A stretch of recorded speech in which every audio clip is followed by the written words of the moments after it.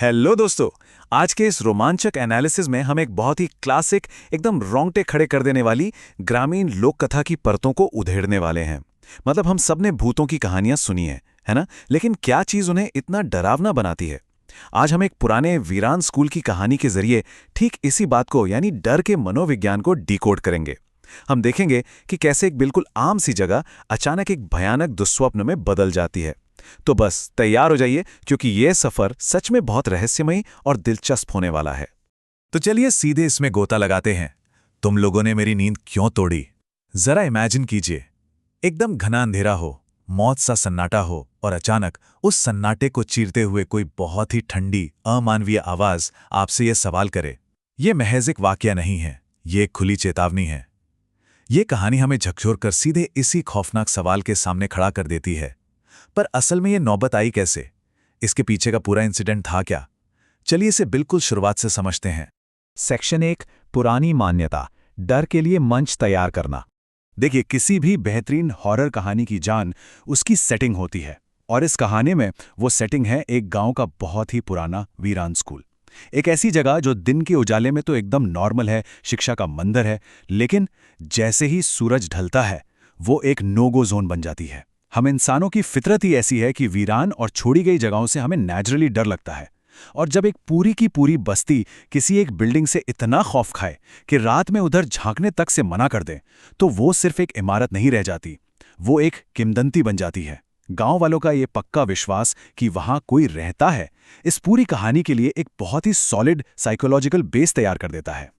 Section 2, आधी रात की चुनौती, यानी द इंसाइटिंग इंसिडेंट। अब यहाँ जो बात सबसे दिलचस्प है वो ये है कि ये सिचुएशन बिल्कुल दो अलग अलग इंसानी नजरियों का परफेक्ट रिफ्लेक्शन है। बरसों से वो स्कूल वीरान था, लोग दूर रहते थे, सब ठीक चल रहा था। लेकिन फिर हमारे मेन कैरेक्टर्स राहुल और अमित एक ऐसा फैसला लेते हैं जो इस पुरानी मान्यता को सीधा चैलेंज करता है। एक तरफ राहुल का फुल ओवर कॉन्फिडेंस है, जो कहता है चल अमित, आज सच पता करते हैं कि भूत होता भी है या नहीं। मतलब वो एक टिपिकल लॉजिक वाला इंसान है। और दूसरी तरफ है अमित, जो पूरी तरह से डरा हुआ है। वो कहता है मुझे अच्छा नहीं लग रहा, लोग सच में डरते हैं उस जगह से। अमित यहां गांव वालों के डर को रिप्रेजेंट कर रहा है। ये जो एक स्केप्टिक और एक बिलीवर के बीच का क्लैश है ना, ये कहानी के इमोशनल स्टेक को एकदम बढ़ा देता है। और फिर बजते हैं रात के ठीक 12। दोनों दोस्त अपनी टॉर्च लेकर उस वीरान स्कूल के दरवाजे पर पहुंच जाते हैं। अब साइकोलॉजिकली देखा जाए तो आधी रात का ये समय पॉइंट ऑफ नो रिटर्न है। इसके बाद पीछे हटने का कोई चांस नहीं। दिन का उजाला और उसकी सेफ्टी, वो सब बहुत पीछे छूट चुकी है। अब वे पूरी तरह से उस अनजान खौफनाक शक्ति के इलाके में कदम रख चुके हैं। सेक्शन 3, डरावने संकेत, दहशत का धीरे धीरे बढ़ना। चलिए आगे बढ़ते हैं और देखते हैं कि ये खौफ कैसे बिल्डअप होता है। कहानीकार एकदम से भूत को सामने लाकर खड़ा नहीं करता, बल्कि वो छोटी छोटी अजीब घटनाओं से डर पैदा करता है। स्टेप 1, जैसे ही वो अंदर कदम रखते हैं, चर्रर की एक लंबी आवाज के साथ दरवाजा अपने आप बंद हो जाता है। राहुल इसे बस हवा का झोंका मानकर इग्नोर करने की कोशिश करता है। फिर स्टेप 2, अचानक एक गूंजती हुई आवाज आती है, आओ। स्टेप 3, वे क्लासरूम में जाते हैं और देखते हैं कि एक पुरानी सी कुर्सी अपने आप हिल रही है। और फिर फाइनली स्टेप 4, हवा में तैरता हुआ एक चौक जो ब्लैक बोर्ड पर खुद ब खुद कुछ लिखने लगता है। मतलब हर एक कदम पिछले वाले से कहीं ज्यादा डरावना है। ब्लैक बोर्ड पे जो लिखा था वो कोई नॉर्मल बात नहीं थी, वो था यहां से चले जाओ। बस एक पल के लिए इसे इमेजिन कीजिए। उन दोनों के हाथ पैर सुन पड़ जाते हैं। यही वो पॉइंट है जहां राहुल का सारा लॉजिक, उसकी सारी बहादुरी एक झटके में हवा हो जाती है। ये मैसेज एक बहुत ही लाउड और क्लियर वार्निंग है कि उन्होंने वो लाइन क्रॉस कर दी है जो उन्हें बिल्कुल नहीं करनी चाहिए थी। सेक्शन 4, लाल आंखों वाला साया, द क्लाइमैक्स। अब वार्निंग तो मिल गई, लेकिन वो लोग तो अंदर फंस चुके हैं ना।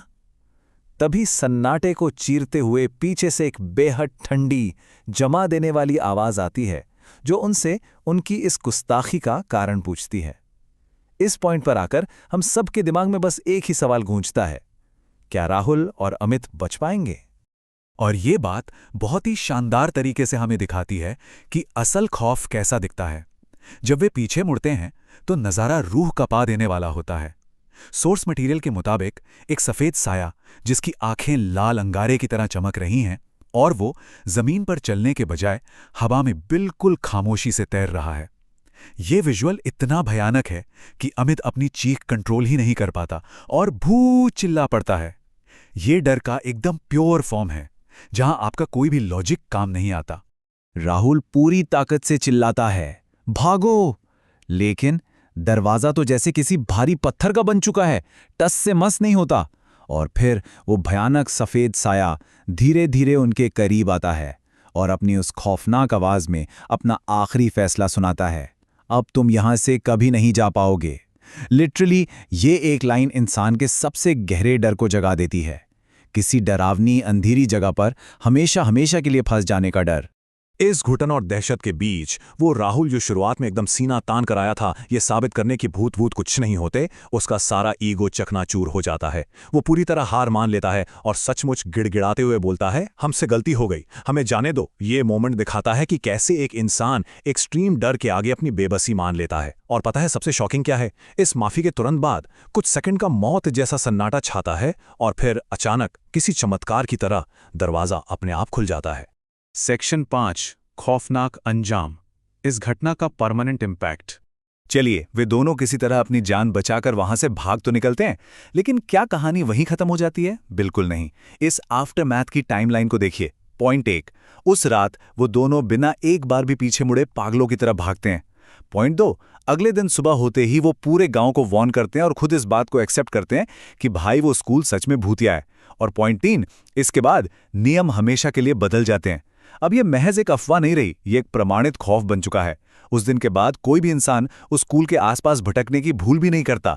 मतलब एक रात के ओवर कॉन्फिडेंस ने एक पूरे समुदाय के बिहेवियर को हमेशा हमेशा के लिए बदल कर रख दिया। तो यहां सबसे अहम बात यह है कि हमारे मेन कैरेक्टर्स तो बच गए, लेकिन वो खौफ आज भी जिंदा है। सोर्स मटेरियल के हिसाब से गांव वालों का कहना है कि आज भी रात के गहरे सन्नाटे में उस वीरान स्कूल से वही ठंडी बुलाती हुई आवाज आती है, आ जाओ। ये कहानी सच में हमें ये सोचने पर मजबूर कर देती है कि क्या कुछ रहस्य ऐसे होते हैं जिन्हें अनसुलझाई छोड़ देना बेहतर है। अगली बार जब कोई अनजान आवाज आपको पुकारे तो क्या सच जानने के लिए वहां रुकना समझदारी होगी या बिना पीछे देखे बस भाग जाना? आप खुद सोचिएगा।